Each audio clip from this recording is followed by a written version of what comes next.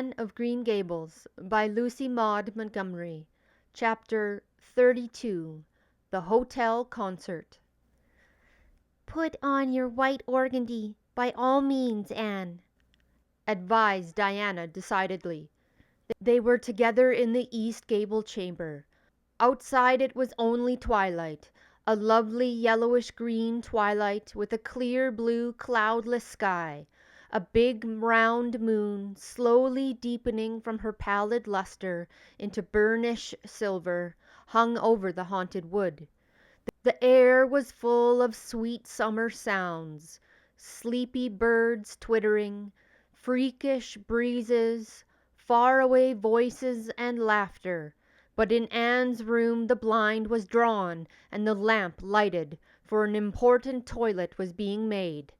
The east gable was a very different place from what it had been on that night 4 years before, when Anne had felt its bareness penetrating to the marrow of her spirit with its inhospitable chill. Changes had crept in, Marilla conniving at them resignedly, until it was as sweet and dainty a nest as a young girl could desire. The velvet carpet with the pink roses and the pink silk curtains of Anne's early visions had certainly never materialized, but her dreams had kept pace with her growth, and it is not probable that she lamented them. The floor was covered with a pretty matting, and the curtains that softened the high window and fluttered in the vagrant breezes were of pale green art muslin. The walls, hung not with gold and silver brocade tapestry, but with a dainty apple blossom paper, were adorned with a good few pictures given Anne by Mrs. Allan. Miss Stacy's photograph occupied the place of honor, and Anne made a sentimental point of keeping fresh flowers on the bracket under it. Tonight a spike of white lilies faintly perfumed the room like the dream of a fragrance. There was no mahogany furniture, but there was a white painted bookcase filled with books, a cushioned wicker rocker, a toilet table befrilled with white muslin, a quaint gilt-framed mirror with chubby pink cupids and purple grapes painted over its arched top that used to hang in the spare room, and a low white bed. Anne was dressing for a concert at the White Sands Hotel. The guests had got it up in aid of the Charlottetown Hospital, and had hunted out all the available amateur talent in the surrounding districts to help it along. Bertha Sampson and Pearl Clay of the White Sands Baptist Choir had been asked to sing a duet. Milton Clark of Newbridge was to give a violin solo. Winnie Adela Blair of Carmody was to sing a Scotch ballad, and Laura Spencer of Spencer Vale and Anne Shirley of Avonlea were to recite. As Anne would have said at one time, it was an epoch in her life, and she was deliciously athrill with the excitement of it. Matthew was in the seventh heaven of gratified pride over the honor conferred on his Anne, and Marilla was not far behind, although she would have died rather than admit it, and said she didn't think it was very proper for a lot of young folk to be gadding over to the hotel without any responsible person with them. Anne and Diana were to drive over with Jane Andrews and her brother Billy in their double-seated buggy, and several other Avonlea girls and boys were going too.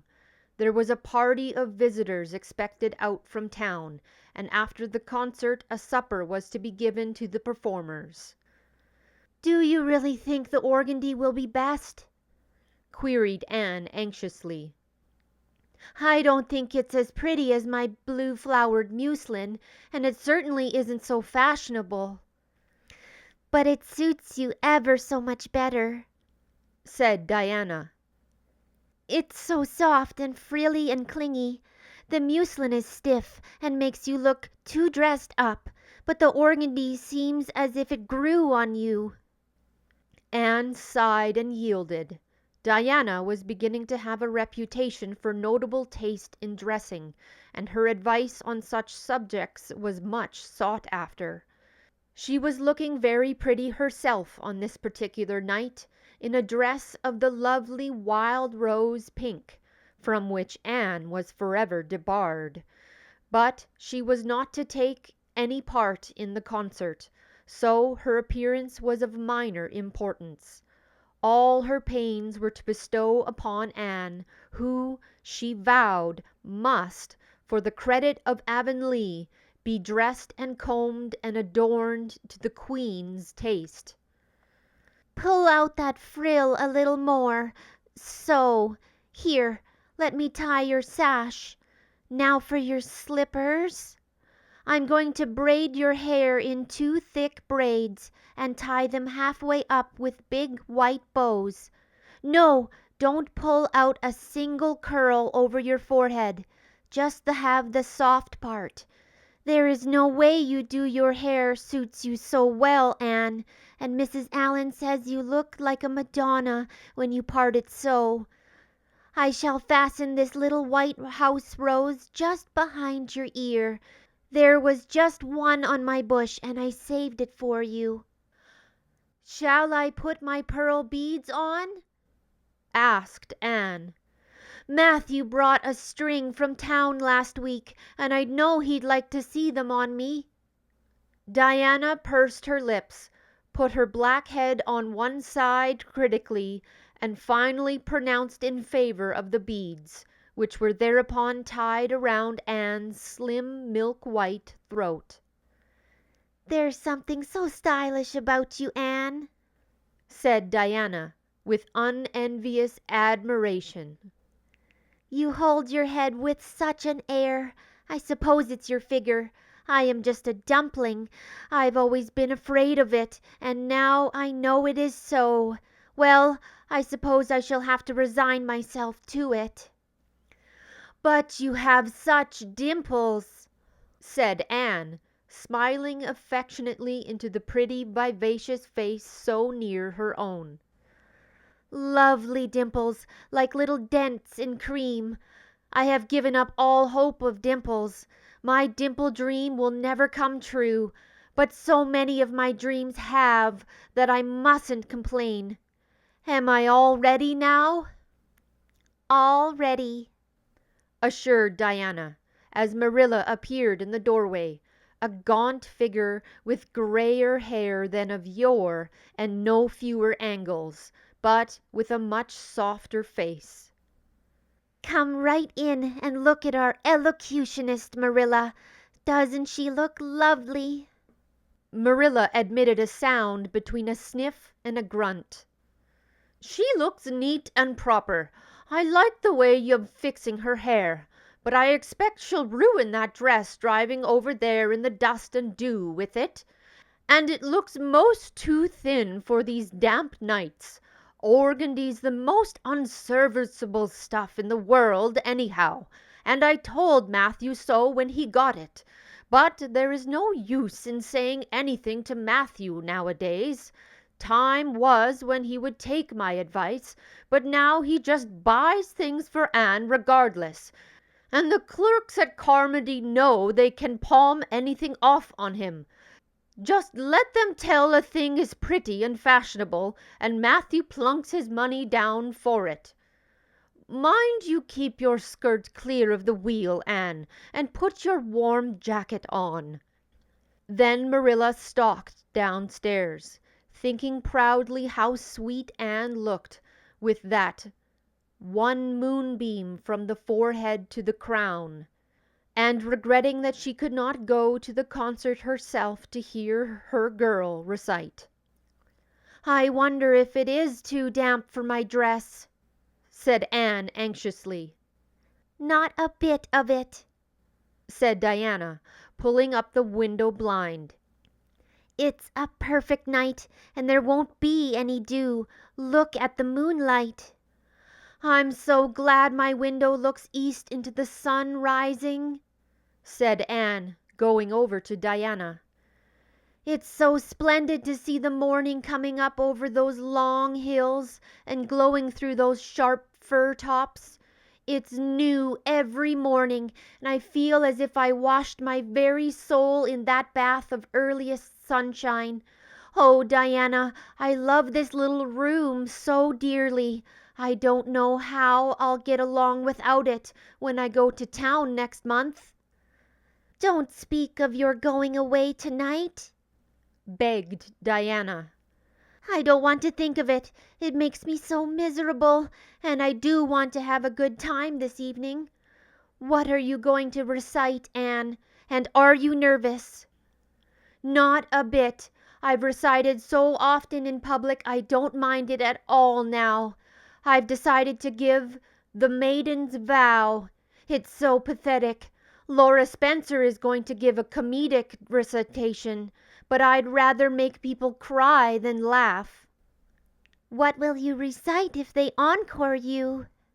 They won't dream of encoring me, scoffed Anne, who was not without her own secret hopes that they would, and already visioned herself telling Matthew all about it at the next morning's breakfast table. There are Billy and Jane now. I hear the wheels. Come on. Billy Andrews insisted that Anne should ride on the front seat with him, so she unwillingly climbed up. She would have preferred to sit back with the girls, where she could have laughed and chattered to her heart's content. There was not much of either laughter or chatter in Billy. He was a big, fat, stolid youth of 20, with a round, expressionless face, and a painful lack of conversational gifts. But he admired Anne immensely, and was puffed up with pride over the prospect of driving to White Sands with that slim, upright figure beside him. Anne, by dint of talking over her shoulder to the girls, and occasionally passing a sop of civility to Billy, who grinned and chuckled, and could never think of any reply until it was too late, contrived to enjoy the drive in spite of it all. It was a night for enjoyment. The road was full of buggies, all bound for the hotel, and laughter, silver clear, echoed and re-echoed along it. When they reached the hotel, it was a blaze of light from top to bottom. They were met by the ladies of the concert committee, one of whom took Anne off to the performers' dressing room, which was filled with the members of a Charlottetown symphony club, among whom Anne felt suddenly shy and frightened and countrified. Her dress, which in the East Gable had seemed so dainty and pretty, now seemed simple and plain, too simple and plain, she thought, among all the silks and laces that glistened and rustled around her. What were her pearl beads compared to the diamonds of the big, handsome lady near her, and how poor her one wee white rose must look beside all the hothouse flowers the others wore. Anne laid her hat and jacket away, and shrank miserably into a corner. She wished herself back in the white room at Green Gables.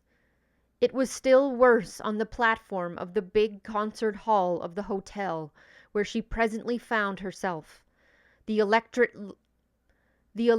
lights dazzled her eyes, the perfume and hum bewildered her. She wished she were sitting down in the audience with Diana and Jane, who seemed to be having a splendid time away at the back. She was wedged in between a stout lady in pink silk and a tall, scornful-looking girl in a white lace dress. The stout lady occasionally turned her head squarely around and surveyed Anne through her eyeglasses, until Anne, acutely sensitive of being so scrutinized, felt that she must scream aloud, and the white lace girl kept talking audibly to her next neighbor about the country bumpkins and rustic belles in the audience, languidly anticipating such fun from the displays of local talent on the program. Anne believed that she would hate that white lace girl to the end of her life. Unfortunately for Anne, a professional elocutionist was staying at the hotel and had consented to recite. She was a lithe, dark-eyed woman in a wonderful gown of shimmering gray stuff like woven moonbeams, with gems on her neck and in her dark hair. She had a marvelously flexible voice and wonderful power of expression. The audience went wild over her selection. Anne, forgetting all about herself and her troubles for the time, listened with rapt and shining eyes. But when the recitation ended, she suddenly put her hands over her face. She could never get up and recite after that. Never. Had she ever thought she could recite? Oh, if she were only back at Green Gables! At this unpropitious moment her name was called. Somehow Anne, who did not notice the rather guilty little start of surprise the white lace girl gave, and would not have understood the subtle compliment implied therein if she had, got to her feet and moved dizzily out to the front. She was so pale that Diana and Jane, down in the audience, clasped each other's hands in nervous sympathy. Anne was the victim of an overwhelming attack of stage fright. Often as she had recited in public, she had never before faced such an audience as this, and the sight of it paralyzed her energies completely. Everything was so strange, so brilliant, so bewildering, the rows of ladies in evening dresses, the critical faces, the whole atmosphere of wealth and culture about her. Very different this from the plain benches at the debating club, filled with homely, sympathetic faces of friends and neighbors. These people, she thought, would be merciless critics. Perhaps, like the white lace girl, they anticipated amusement from her rustic efforts. She felt hopelessly, helplessly ashamed and miserable. Her knees trembled. Her heart fluttered. A horrible faintness came over her. Not a word could she utter, and the next moment she would have fled from the platform despite the humiliation which, she felt, must ever after be her portion if she did so. But suddenly, as her dilated, frightened eyes gazed out over the audience, she saw Gilbert Blythe away at the back of the room, bending forward with a smile on his face, a smile which seemed to Anne at once triumphant and taunting. In reality it was nothing of the kind. Gilbert was merely smiling with appreciation of the whole affair in general, and of the effect produced by Anne's slender white form and spiritual face against a background of palms in particular. Josie Pye, whom he had driven over, sat beside him, and her face certainly was both triumphant and taunting. But Anne did not see Josie, and would not have cared if she had. She drew a long breath and flung her head up proudly, courage and determination tingling over her like electric shock. She would not fail before Gilbert Blythe. He should never be able to laugh at her. Never, never. Her fright and nervousness vanished, and she began her recitation, her clear, sweet voice reaching to the farthest corner of the room, without a tremor or a break. Self-possession was fully restored to her, and in the reaction from that horrible moment of powerlessness, she recited as she had never done before. When she finished, there were bursts of honest applause. Anne, stepping back to her seat, blushing with shyness and delight, found her hand vigorously clasped and shaken by the stout lady in pink silk. "My dear, you did splendidly," she puffed. I've been crying like a baby. Actually, I have. They're encoring you. They're bound to have you back." "Oh, I can't go," said Anne confusedly. "But yet I must, or Matthew will be disappointed. He said they would encore me." "Then don't disappoint Matthew," said the Pink Lady, laughing. Smiling, blushing, limp-eyed, Anne tripped back and gave a quaint, funny little selection that captivated her audience still further. The rest of the evening was quite a little triumph for her. When the concert was over, the stout Pink Lady, who was the wife of an American millionaire, took her under her wing and introduced her to everybody, and everybody was very nice to her. The professional elocutionist, Mrs. Evans, came and chatted with her, telling her that she had a charming voice, and interpreted her selections beautifully. Even the white lace girl paid her a languid little compliment. They had supper in the big, beautifully decorated dining room. Diana and Jane were invited to partake of this also, since they had come with Anne, but Billy was nowhere to be found, having decamped in mortal fear of some such invitation. He was waiting for them with the team, however, when all was over, and the girls came merrily out into the calm white moonshine radiance. Anne breathed deeply and looked into the clear sky beyond the dark boughs of the firs. Oh, it was good to be out again in the purity and silence of the night. How great and still and wonderful everything was, with the murmur of the sea sounding through it and the darkling cliffs beyond like grim giants guarding enchanted coasts.